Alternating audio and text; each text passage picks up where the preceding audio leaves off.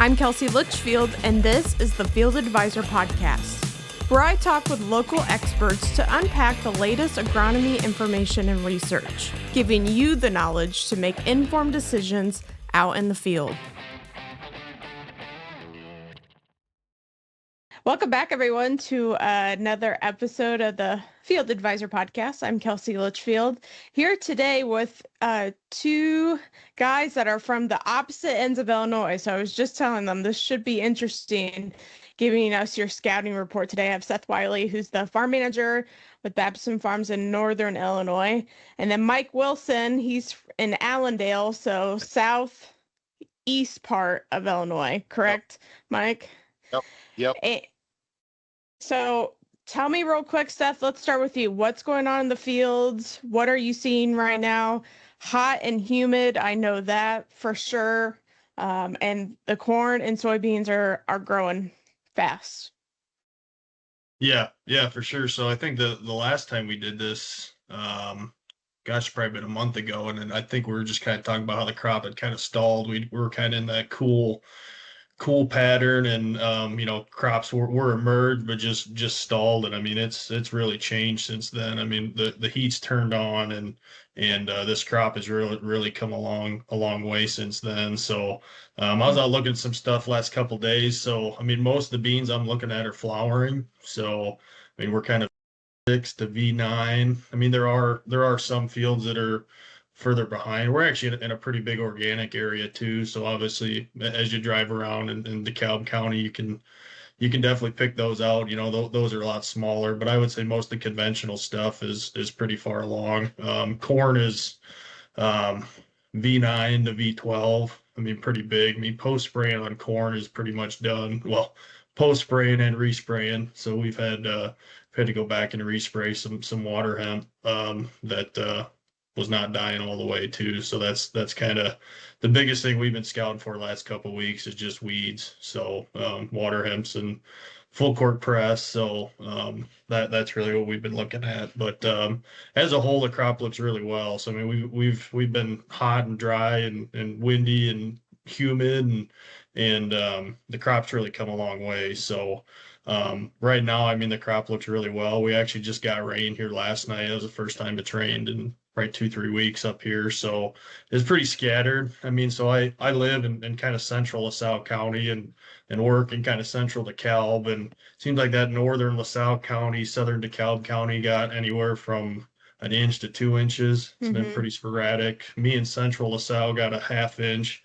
So you get to central DeKalb County, we're kind of back in that 6/10 to 8/10 to 1/2 inch. It's pretty sporadic. West got more. Lee County is pushing around 1 inch. They got last night. Looks like we got some more coming. So no, we're sitting pretty well today in Northern Illinois. So All right. Sounds good. I have a couple follow-up questions, but I'm going to let Mike go first. Mike, you're in the pickup. You said you're parked in a convenience store. What are you seeing out your windshield? I know Southern Illinois has had a lot of carts to deal with. Just talking with Kelly Robertson last week. I was in parts of Clark and Cumberland, Jasper, Crawford last week, and we were trying to figure out replant on soybeans. We're still replanting corn today in some areas. I had one of my salesmen looking for the shortest season corn we had in inventory to try to get. We were looking at 107 days. I don't like doing that. I'd rather go ahead and plant the variety I was going to plant, because a lot of those shorter seasons aren't geared for our disease pressure down here and our climate. But we're dealing with that some now.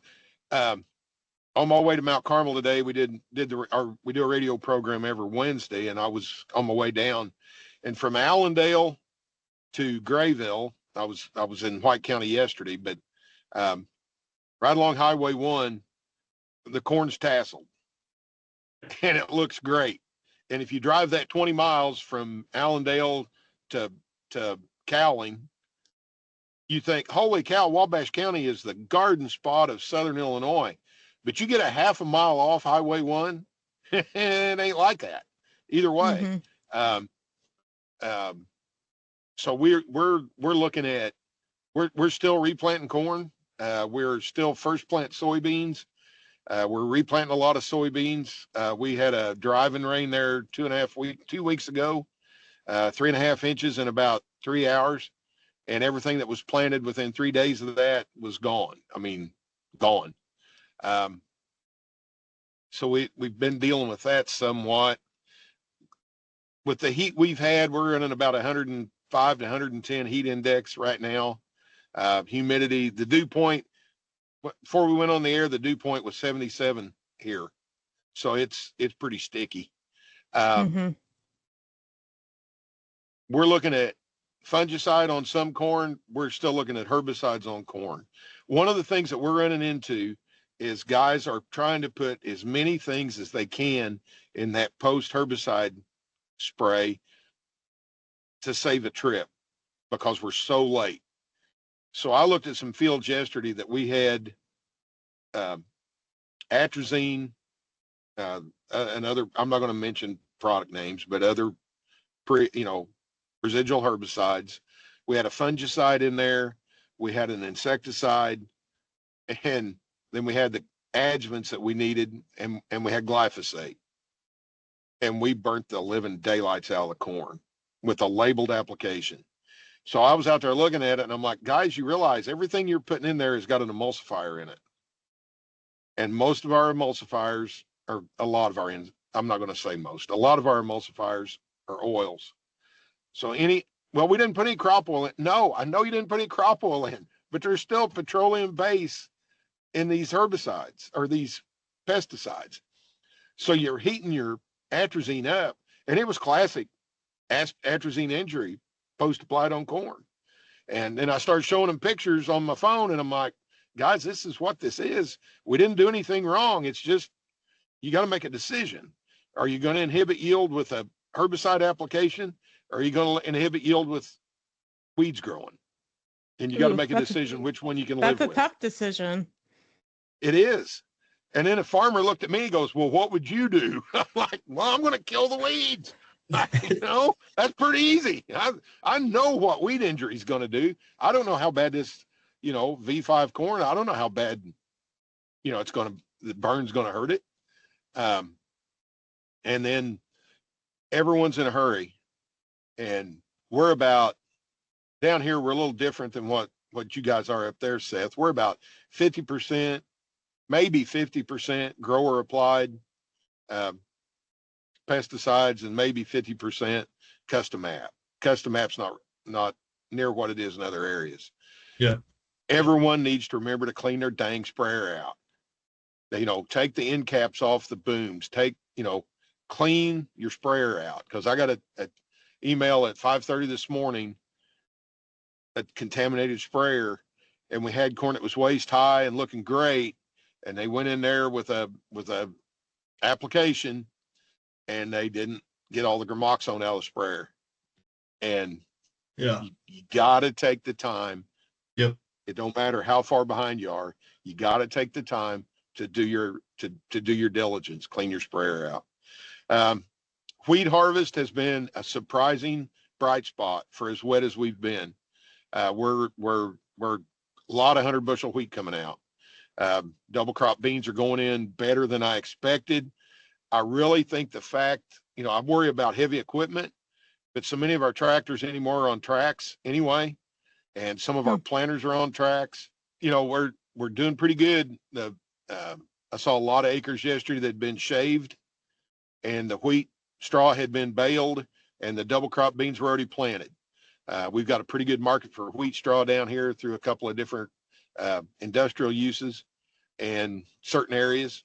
So the wheat straw was gone. And then saw some that was cut, that was harvested with stripper heads, and the double crops were already planted in that, and it looked like it went in pretty well. So wheat harvest seems to be coming along pretty well. Double crop beans, but took a road trip last Monday, and of course they lifted the poultry ban, and my youngest granddaughter shows poultry, and we've been waiting to go pick up a pair of chickens for her since February. This guy's been holding them.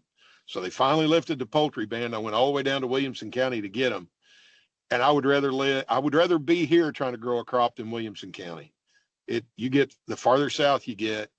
I drove through White, Saline, Hardin, and Williamson, and from Norris City south, it's pretty tough.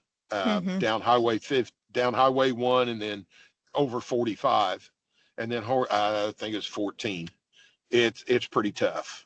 Yeah. There was corn out there in places that was waist high, and the water was up. There was 2 leaves showing, and the water was up over the rest of it along Highway 1 or Highway 45 down there. So it's, and I'm going. Tough situation. We're taking the time. The 3 oldest grandsons and I are going to the Cardinals Cubs game tonight, and I'll have an assessment across 161 all the way to Belleville tomorrow. So we'll see what that looks like. But I'm curious if Seth is a Cubs fan, being in Northern Illinois. I guess I'm a Cubs fan by default. I guess sports I'm not too big on, honestly. But no, if I had to pick a team, probably Cubs. Yeah, all my buddies and friends are Cubs fans, so I guess we call me a bandwagoner. But yeah. Well, this is going to be interesting tonight because my 2 oldest grandsons are 17 and 16, and they're Cubs fans, and their dad's a Cubs fan, and their older sister's a Cubs fan. And then the youngest one, Stetson, he's kind of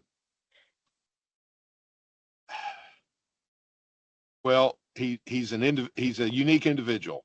And he's the only one in that family that's a Cards fan because it makes everybody else mad. Yeah. Right. Someone's got to be. That makes life more interesting. He and I are going to be the Cards fans tonight, and the other 2. So, it's been the first 2 games have been pretty good. So we figure tonight it'll be 13 innings, 0-0. So that's kind of what we're expecting. That's good. Hey, I want to get back real quick, Seth, to you about the post applications, because I know you have that background, but I keep hearing it's been really windy. Have those applications been made? Are they behind? What are you hearing in that area? Mix of both. I mean, I think the corn got done pretty well. Beans are struggling with a little bit. I mean, we're getting pushed behind. I mean, they're going really early in the morning and basically being done by noon kind of deal. But as a whole, I think the corn went pretty well. I mean, there was obviously, they're driving around, you can see some drift issues, but I mean, it's been so windy. That's just kind of the cards you're dealt, and with the weather we've had. So nothing too bad by any means, but you can definitely tell that the wind's been blowing every day up here. So yeah, I mean, for the most part, I mean, it's crazy. I mean, just like what Mike was saying, this area is kind of pretty heavy custom app. I mean, a lot of retailers I would almost say it's probably like a 60-40 split, maybe even 75-25, where custom app or retailers are probably doing 75% of the spraying up here and 25% by self-appliers. So the equipment they've got now, I mean, they can get a lot done in a hurry. I mean, we've got big kind of square fields up here for the most part. So I mean, when they can go, they can get a lot done. So I guess I'm out of that world to really have a pulse on what they feel like. But I think the corn went on in good shape. I think beans, they're a little behind a little bit, but that's just my take on driving around. So. Speaking of soybeans, I know you said earlier about organic production up there. I'm curious, one thing we've talked about previously is the difference we're seeing between conventional and no-till beans this year. Is that still an observation you're seeing up north? For sure. I mean, the no-till beans are definitely behind. They're probably, I mean, they just didn't handle the heat and lack of rain like the conventional tillage systems did. So I mean, most of the ground we operate is in a pretty much conventional tillage program. So I mean, I would say as a whole, we're sitting pretty well. But I guess I don't have a comparison. I haven't been in too many no-till fields to really tell you, if it's 3 trifoliates behind or 4, I don't quite know. But just visually driving by, you can definitely tell that it's behind. So I mean, a lot of fields. I mean, There's one right down the road from the office here that I know got planted the same time that one of ours did. And I mean, it's visually, probably 6 inches shorter than the rest of it. So, yeah, Mike, what about you definitely down in seeing your that. area? Of what's planted, We're at least. what I'm seeing is the no-till is probably coming through it a little better than the conventional, because we had so many driving rains that the no-till that went into corn stalks from last year seemed to be emerging more uniform than the stuff we used a high-speed disc on. And there's fields within a couple of miles of my house that I've been noticing, and it seems like the guys that went in, the less tillage they did, the better stand they got. Just simply because we had more residue, and we didn't, even with the driving rains, we didn't get the compaction that we got in worked fields. Yeah. Everyone seems to be staying pretty well caught up on spraying. It's like any other year. Farmers here, everyone has their own, almost everyone has their own sprayer. Or they got a sprayer with, a couple of 3 neighbors go together and get one. But they're giving us a lot of acres. Like, they're going to go ahead and spray their beans, and they're giving us the corn acres to spray, or vice versa. Today we've got, I know one of the Allendale's largest customers called in and gave them 2,000 acres of beans to spray yesterday. Normally he sprays his own beans, but he's got, they farm in 5 counties in 2 states, and they're just, they're stretched thin, and they kind of use us to get caught back up. And that's fine. That's what we're here for, but, the beans are finally starting to take off. And then we got, parts of Wabash County got 2 inches of rain again last night, and parts of it didn't get a drop. It's just typical pop-up thunderstorms. So how do you plan for a spray application when you could get, you got a 2-hour rain fast, and you have no idea, there's nothing on the radar showing up, but they just pop up so fast. Then you got rain off, and that can be a problem. So we're dealing with that a little bit, but for the most part, we're getting along pretty well now. Yeah. It's just been a long time coming. We are recording this episode with Mike and Seth, our Illinois soy envoys for this year, on June 25th. Now, I know timing varies, but fungicide is starting to become more of a conversation, definitely in our area. I'm curious if either of you have any questions you're getting asked by farmers about fungicide decisions. I know, listening to another podcast this morning, they were talking about using generic fungicides versus premium fungicides due to the market prices right now. What are your thoughts on that? Seth, I'll start with you. Yeah, so I guess the one thing, I guess I'll kind of start. The one thing I've kind of been thinking about, and it's crazy that I'm even thinking about it, since we've been 90 degrees and heat for the past 3 weeks, it feels like. But now it looks like we're kind of shifting towards, we've got some weather patterns coming in where we're going to be wetter. White mold's kind of on the top of my mind, because it's going to infect. We're flowering now. It's going to infect at that senesced flower. So something I've been thinking about and actually trying to work through right now. I mean, I listened to the market report this morning, and they're saying that the corn and soybeans have hit contract lows here today, and as we're going in this report on Monday. So the economics of maybe doing a double fungicide, I don't think we're going to do that. I think we're definitely, I'm going through, bean varieties right now on which ones are weak and which ones are not. And I think we're going to be pretty selective, that we might do a percentage of that, but the economics of it make it really, really hard to kind of pull that trigger right now to do a double pass fungicide program. But I'm still a proponent of fungicide for sure. I mean, I guess I've always kind of leaned on the premium products in the past, the ones with the longest residuals, I guess.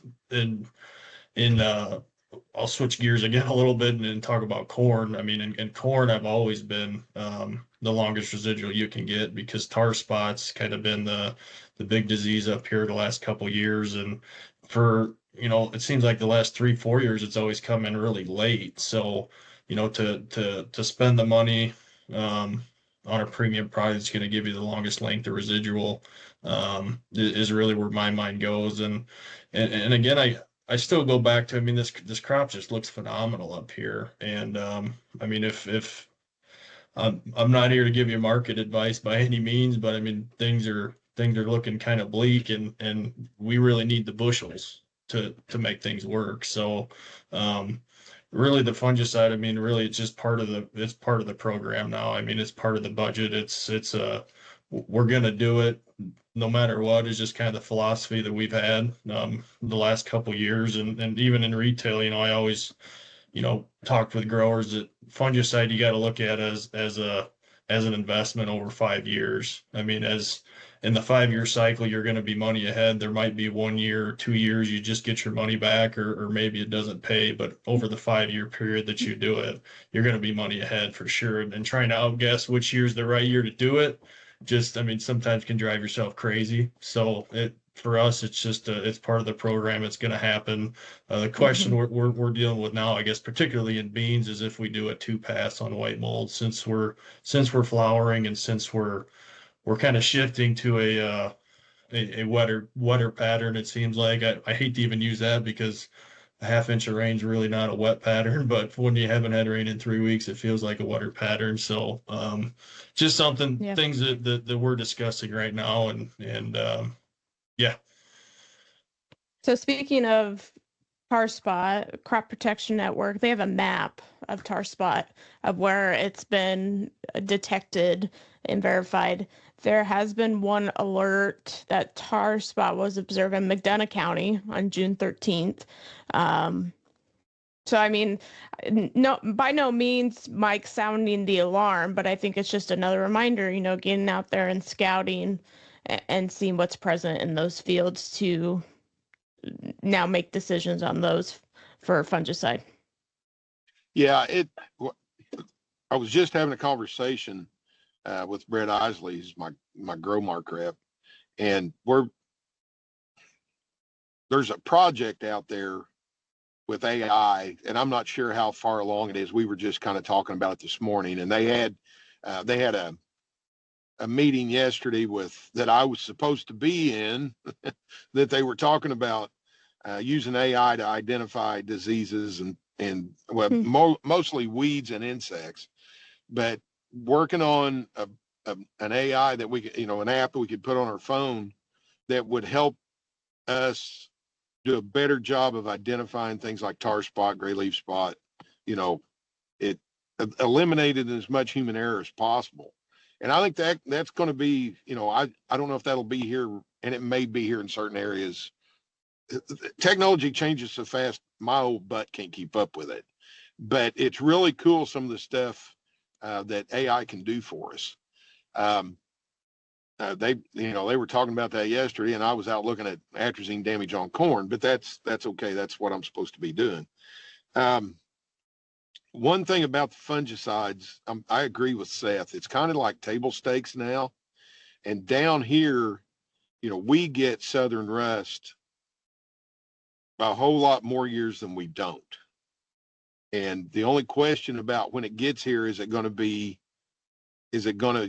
impact yield or not? Is it coming in too late to impact yield, or is it just going to be a nuisance, or is it going to reduce yield 30%? So we have to watch that. Now we're dealing with tar spot too, after they told us, tar spot will never get that far south. So we're dealing with tar spot too. As far as the question on generic and branded products on fungicides, I don't really have a preference. The only thing is, the branded products are going to last longer, just like Seth said.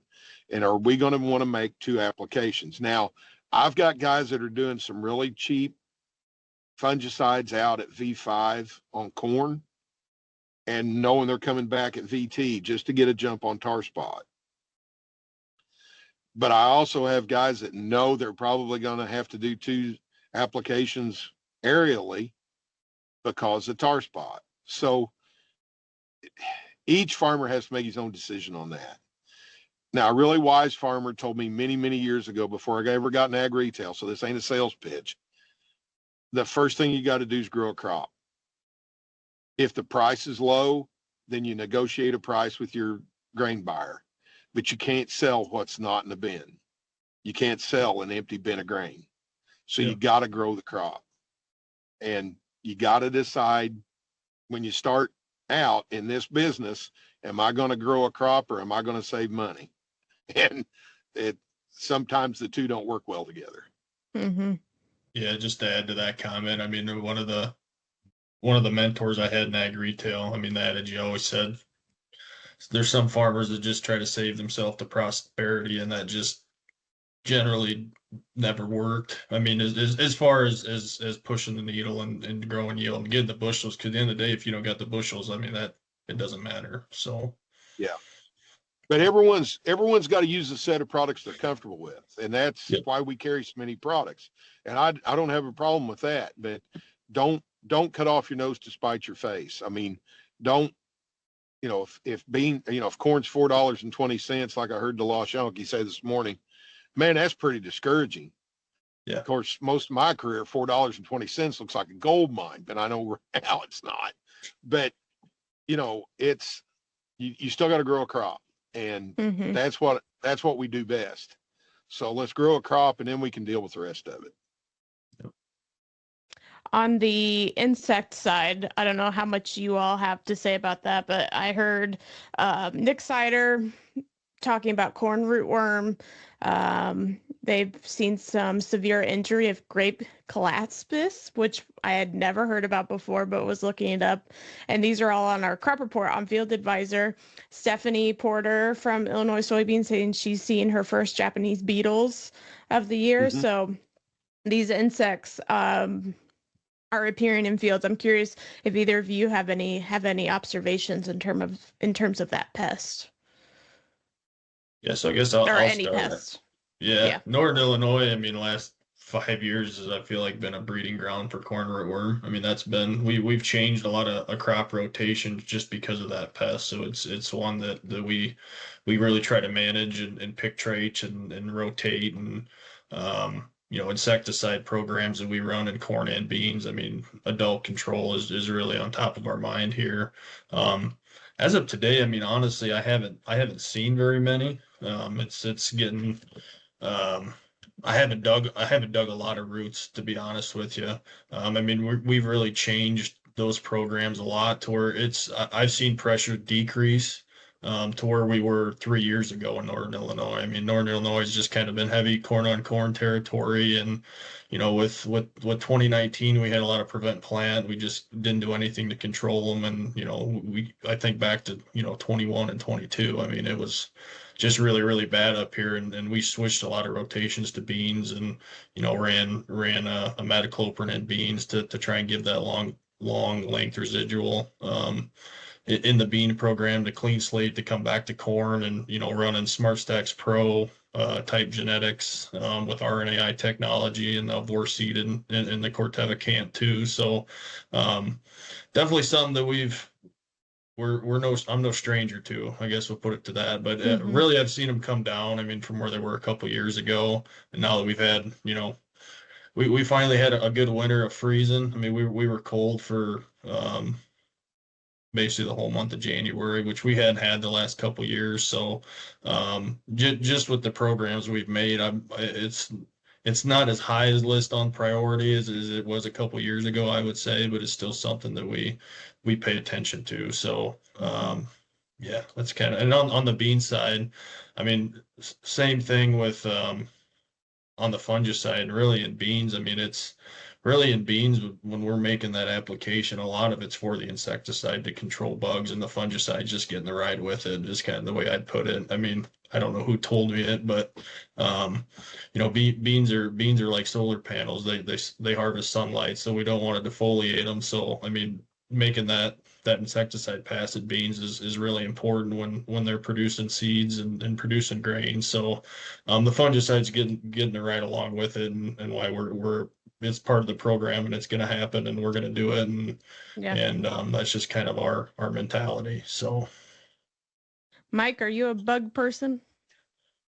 Yeah, I'm kind of with Seth. We just kind of throw a cheap insecticide in with every fungicide pass, and a lot of our herbicide passes we'll throw in a $2 application of some sort of insecticide. Right now, we will rarely see.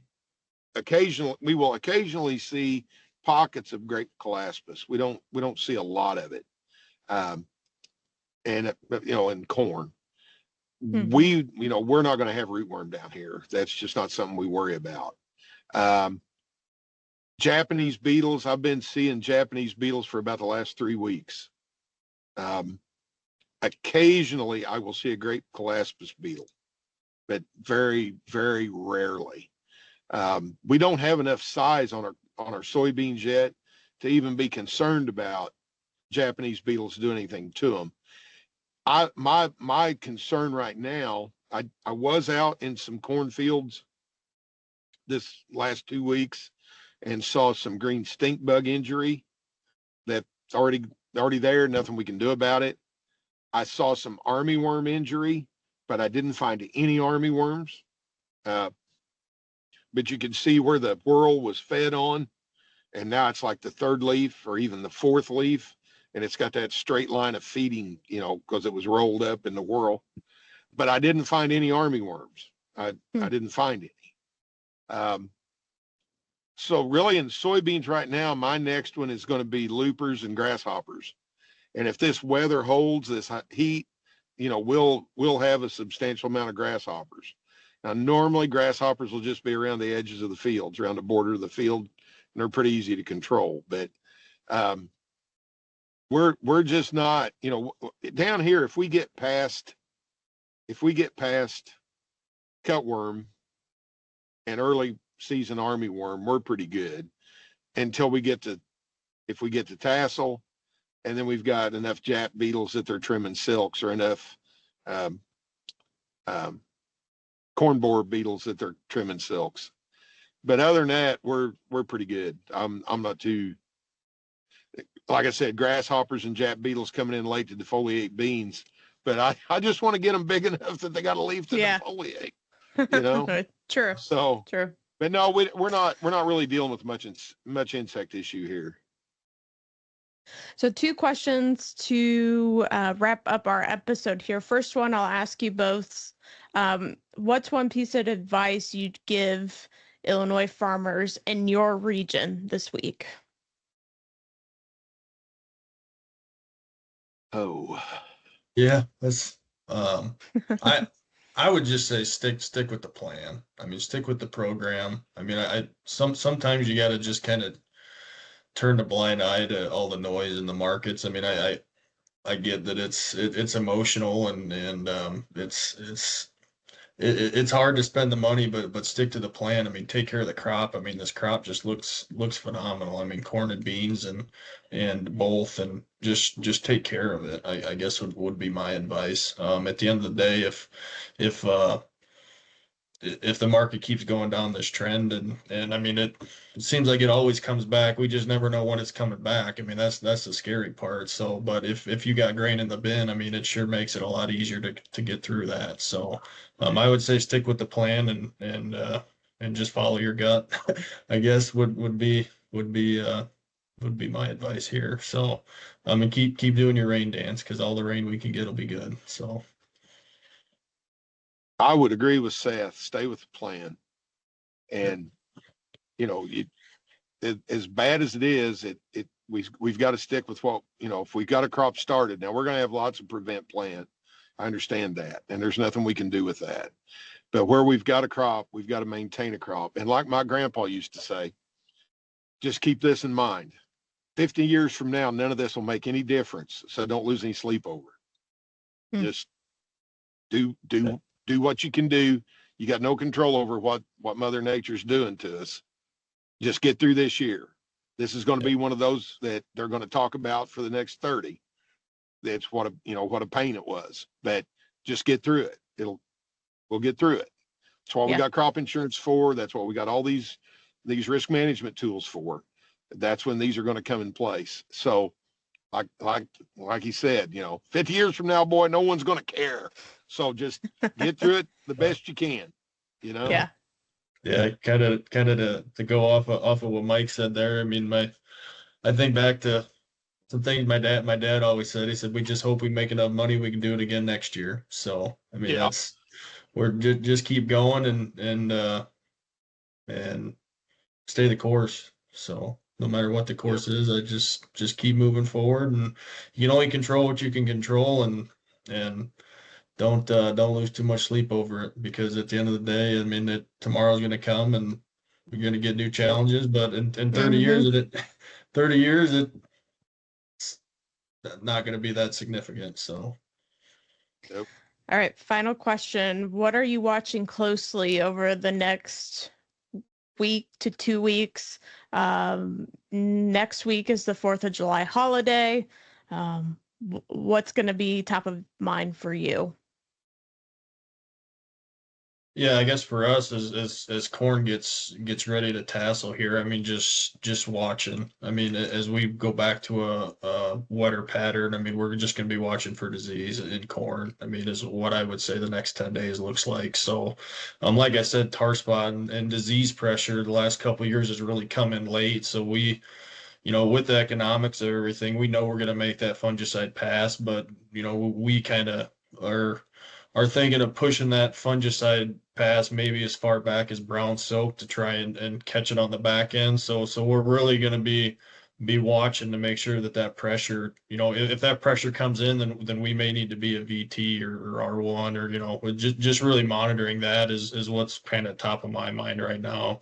And same thing in beans. I'm just kind of the white mold thing still got me just a little concerned, because I know we got some hybrids that got some weakness, so that's top of mind, right? So really watching these weather patterns in northern Illinois. We're kind of on the edge of that front that's kind of hitting Iowa, and they really, in northern Illinois, they really can't predict what we're going to get for rain. It's just going to be scattered and sporadic. So, monitoring as we cover a couple county area, just kind of monitoring where those hybrids are and where they are, and if we need to get some attention to some of these beans before the plan, which is generally we're waiting till R3 in beans. So, that's kind of mid July, and just monitoring the stage and monitoring the crop and monitoring the water hemp. I mean, that's the other thing we're really going to be looking at. So we've got water hemp that, it's a terribly wonderful weed where it everything you throw at it, sometimes it's still not enough. So just monitoring the weed pressure too, and coming up with plans we need to do. And if we need to make an extra herbicide application to clean up some of that, then maybe that's the easy button, that we're not going to do a white mold application because we're going to put the money there. Just kind of those kind of things that we'll be monitoring here the next 10 days to 2 weeks. So, dang, we almost made the whole episode without saying water hemp. Yeah. Mike, what about you? Water hemp. That's my next 10 days. I can tell you, because I got beans coming out of the ground. I got water hemp 3 feet tall. It's in places. So my focus the next 10 days is probably going to be on weed control and what we can do to clean messes up. And we're going to worry about fungicide for the next 3 months. I made a statement, I think, on that first podcast we did when Matt was on with us, that I can remember a year that we had corn that was tasseling when the first corn planted was denting. And we're going to have that again this year. We're going to have corn denting in mid-August, and we're going to have corn tasseling in August, early to mid-August. So it's just going to be, it's really spread out. I guess the good thing about that is we're not going to have to wait on aerial application much, because it's going to be fed to them pretty slowly. And we're starting to do quite a bit of ground application for fungicides with some of these taller rigs, but really weed control is going to be what we're going to watch the next couple, 3 weeks. All right. Mike Wilson down in Southern Illinois, Allendale, Seth Wiley up in Northern Illinois. Thank you both for joining me today to give updates from your regions. No problem. Yeah. Glad to do it. Thanks for listening to the Field Advisor Podcast, unbiased, independent agronomy information to keep your farm moving forward. I'm Kelsey Litchfield, your voice from the field. This podcast is funded by the Illinois Soybean Association Checkoff Program. Stay connected with Field Advisor on social media. Follow, like, and share to keep the conversation going. And don't forget to subscribe to the Field Advisor Podcast on your favorite podcast platform.